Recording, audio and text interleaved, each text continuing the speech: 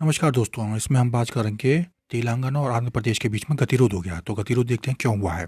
गतिरोध हुआ है कि आंध्र प्रदेश पुनर्गठन अधिनियम 2014 के तहत संपत्ति और देनदारियों के न्यायसंगत और उचित समान विभाजन की मांग करते हुए सर्वोच्च न्यायालय ने सुप्रीम कोर्ट में याचिका दायर की है। यानी कि अब 2 जून 2014 को तेलंगाना अलग हुआ तो उसके साथ क्या होता है, जब कोई नया राज्य बनता है तो उसमें प्रॉपर्टीज़ भी अलग होती हैं, जैसे तेलंगाना की अलग और आंध्र प्रदेश की अलग। और तेलंगाना का गठन जो किया गया था, उसका गठन किया गया था 29वें राज्य के रूप में। तो राज्य पुनर्गठन अधिनियम के माध्यम से जो था 1956 में हैदराबाद राज्य के जो थे तेलुगु भाषी क्षेत्रों को आंध्र प्रदेश राज्य के साथ मिलाकर आंध्र प्रदेश का निर्माण किया गया। लेकिन फिर लाया गया आंध्र प्रदेश पुनर्गठन अधिनियम। इससे 2 राज्य बनाए गए। कौन कौन से थे? आंध्र प्रदेश और तेलंगाना।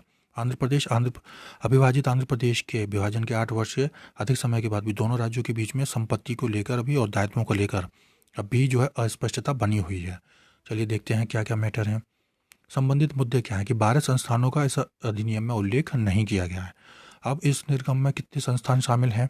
245, जिनकी संपत्ति का कुल मूल्य कितना है? करीबन 1.5 लाख करोड़ या 1,42,000 करोड़। अधिनियम की अनुसूची है 9, तो 9 में 91 संस्थान है और अनुसूची 10 में 142 संस्थान। फिर 12 संस्थानों का राज्यों के बीच में विवादास्पद बना हुआ है।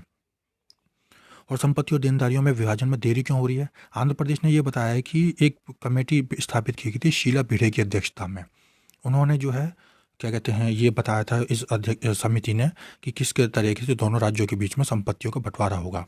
लेकिन आंध्र प्रदेश ने यह कहा है कि तेलंगाना सरकार ने इस जो है समिति की जो सिफारिशों को चुनिंदा रूप से स्वीकार किया है।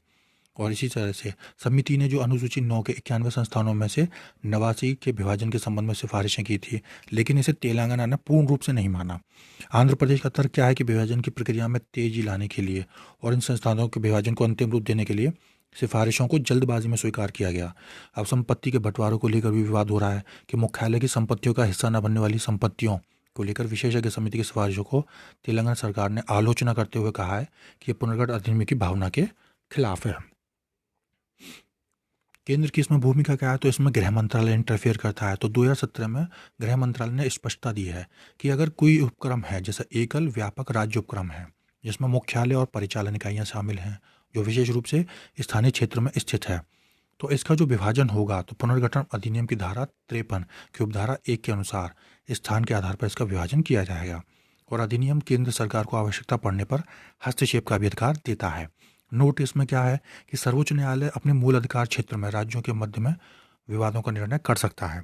जैसा कि संविधान का अनुच्छेद 131 है, इसमें भारत सरकार या किसी राज्य की लड़ाई हो जाए, या भारत सरकार और एक से अधिक राज्यों की लड़ाई हो जाए, या दो से अधिक राज्यों के बीच में कोई भी विवाद हो जाए, तो ये सर्वोच्च न्यायालय का मूल अधिकार का क्षेत्र है।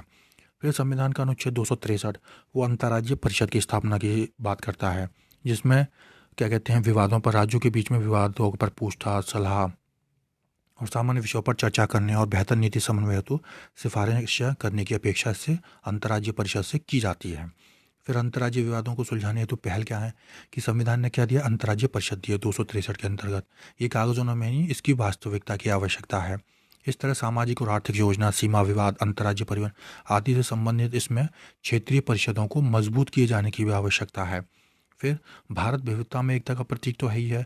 इसके लिए केंद्र और राज्य सरकारों दोनों को सहकारी संघवाद के लोकाचार को आत्मसात करने की भी आवश्यकता है। तो ये था topic. Thank you very much.